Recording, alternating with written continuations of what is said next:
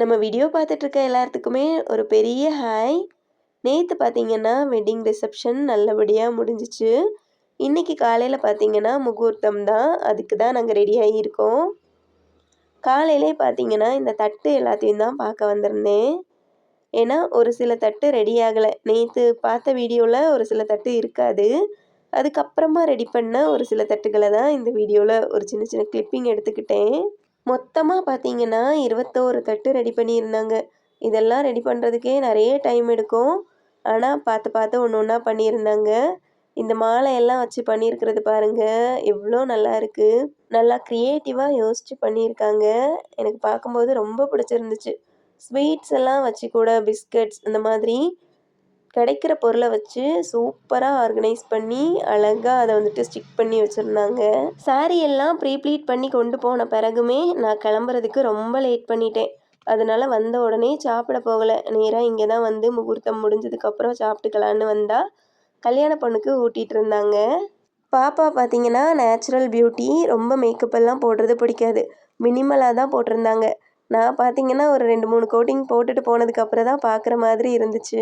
Wedding வந்துட்டு சென்னையில் இருந்தாலும் அந்த டெக்கார் அது எல்லாமே வில்லேஜ் ஸ்டைலில் பார்க்குறதுக்கே அவ்வளோ பக்காவாக அவ்வளோமே ரியல் ஃப்ளவர்ஸ் வச்சு சூப்பராக பண்ணியிருந்தாங்க. பாப்பாவையும் கையில் வச்சுட்டு அவங்களையும் மேனேஜ் பண்ணிவிட்டு இதெல்லாம் பார்த்ததுனால என்னால் பாதி வீடியோ எடுக்கவே முடியலை.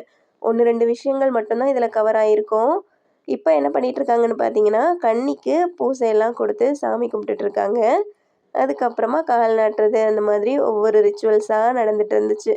நான் இதுக்கு இடையில பாப்பாவுக்கு ஊட்டி அவங்கள வந்துட்டு பார்த்து கவனித்து அந்த மாதிரி இருந்ததுனால நிறைய விஷயங்கள் மிஸ் பண்ணிட்டேன் எடுக்கிறதுக்கே.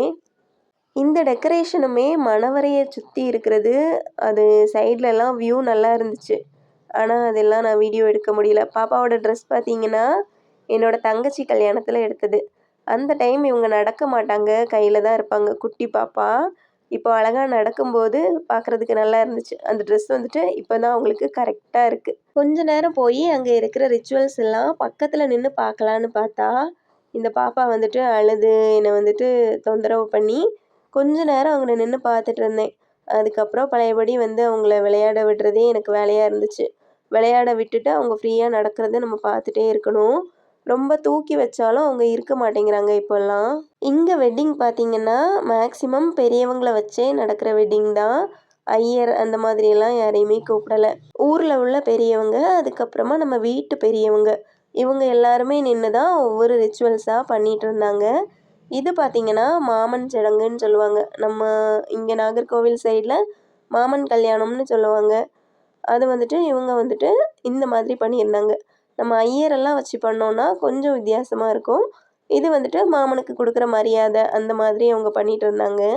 அப்புறம் இதுதான் பார்த்திங்கன்னா ஹஸ்பண்டோட காஸ்டியூம். கொஞ்ச நேரம் பாப்பாவை அவங்கக்கிட்ட மெதுவாக விட்டுட்டேன்.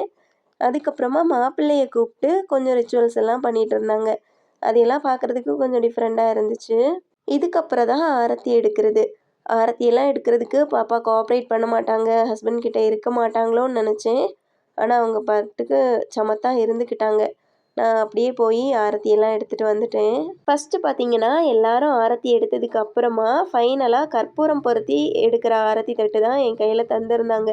அப்புறமா நான் இதை மாற்றிக்கிட்டேன். மஞ்சள் குங்குமம் எல்லாம் வச்சு டெக்கரேட் பண்ண இந்த தட்டில் தான் நான் ஆரத்தி எடுத்தேன். இதுக்கு பார்த்தீங்கன்னா அவங்க 21 கிஃப்ட் பாக்ஸுமே ரெடி பண்ணியிருந்தாங்க. நான் அது இன்னும் ஓப்பன் பண்ணவே இல்லை. ஊர்லேருந்து வந்ததுக்கப்புறம் அந்த ட்ராலியே இன்னும் திறக்கவே இல்லை.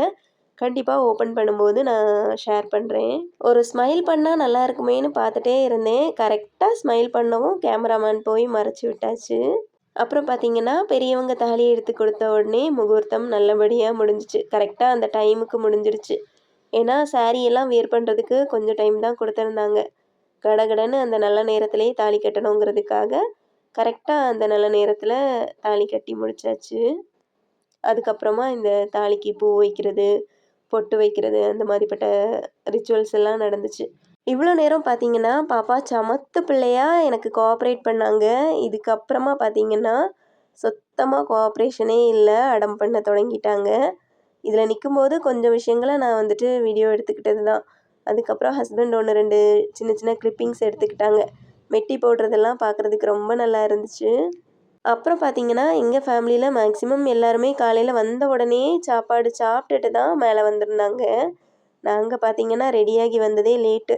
அதனால எல்லாரும் ஒன் பை ஒன்னா ஃபோட்டோ எடுத்துட்டு இருந்தாங்க ஃபேமிலியா. நாங்க வந்துட்டு சாப்பிட கிளம்பியாச்சு. இன்னைக்கு பார்த்தீங்கன்னா, மார்னிங் அண்ட் ஆஃப்டர்நூன் 2 டைம் சாப்பாடு உண்டு. வடை, பொங்கல், சாம்பார், இட்லி, சட்னி, பூரி, கிழங்கு, கேசரி எல்லாமே சூப்பரா இருந்துச்சு. இந்த மார்னிங் டிஃபன்ல எனக்கு பிடிச்சது பொங்கல் தான். பொங்கலா அப்படின்ட்டு ஓடுற ஆளு நான். நான் மதுரையில ஒரு 1 1/2 இயர்ஸ் ஒர்க் பண்ணும்போது, பொங்கல் வைக்கிற அன்னைக்கு நல்லாவே சாப்பிட மாட்டேன். ஆனா, இன்னைக்கு வந்துட்டு 2, 3 தடவ பொங்கல் வாங்கி சாப்பிட்டேன். அது பத்தாதுன்னு பாப்பாக்கும் பொங்கல் தான் வாங்கி குடுத்தேன். அவ்வளோ நல்லா இருந்துச்சு. பாப்பா பார்த்தீங்கன்னா, சாப்பிட்ட உடனே தூங்கிட்டாங்க. அப்புறம் ஃபோட்டோ ஷூட் எல்லாம் கசின்ஸ் எல்லாம் ஹெல்ப் பண்ணி கொஞ்சம் போஸ் எல்லாம் சொல்லிக் குடுத்து, கொஞ்சம் வேற லெவல்ல இருந்துச்சு. கொஞ்ச நேரம் அத பார்த்து என்ஜாய் பண்ணிட்டே இருந்தோம். அப்புறம் பாப்பா எந்திரிச்ச உடனே அவங்களுக்கு திரும்பவும் சாப்பாடு குடுத்துட்டு, நாங்க ஆஃப்டர்நூன் லஞ்சுக்கு போயிட்டோம். வேற லெவல்ல ஒரு மட்டன் கறி, அடுத்து சிக்கன் ஃப்ரை, முட்டை இவ்வளோதான் தான் வந்துட்டு லஞ்ச். இதில வந்துட்டு மட்டன் கறி வந்துட்டு ஒரு 4, 5 டைம் வாங்கி சாப்பிட்டுருப்பேன். ஏன்னா, நல்லா பஞ்சு போல குக் ஆகி இருந்துச்சு. டேஸ்ட்டுமே வேற லெவல். குழம்பு இல்லாம வெறும் கறி மட்டுமே வைக்க சொல்லி 4, 5 தடவ சாப்பிட்டாச்சு. அப்புறம் என்ன ட்ரெயினுக்கு டைம் ஆயிட்டு கிளம்பிட்டோம். தேங்க்ஸ் ஃபார் வாட்சிங்.